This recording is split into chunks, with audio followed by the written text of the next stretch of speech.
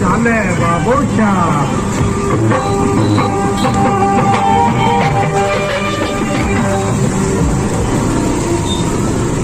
તો મારા વાલા ભાઈઓ આપણે મસ્ત મજાના પછી નીકળી જાય દર્શન કરીને ખાટું શ્યામના.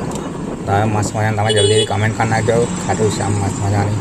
તો આપણે પહોંચવા જાય છે મસ્ત મજાનો આ જોઈ શકો છો. અહીંયા એટલે ટ્રાફિક હોય ને અહીંયા સાંજે તો ભાઈ નીકળવાની જગ્યા ના મળે હોય એક જ હોય ચાલુ હોય તો મસ્ત મજાનો તમે જોઈ શકો છો.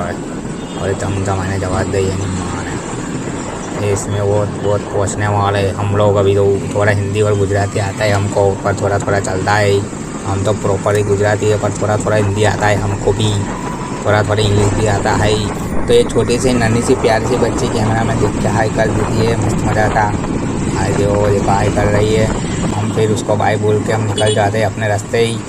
राइट साइड टर्न ले लेते हैं. अब देख सकते हो इधर एक सिंगल रोड है पूरा खोद के सारा रोड बंद कर दिया. अब क्या करें सब वडोदरा में. तो हम फिर धीरे धीरे निकल गए और पहुंच गए अपनी मंजिल पे फाइनली. गाइस इसकी माँ की आप पहुंच गए फाइनली टर्न करते करते.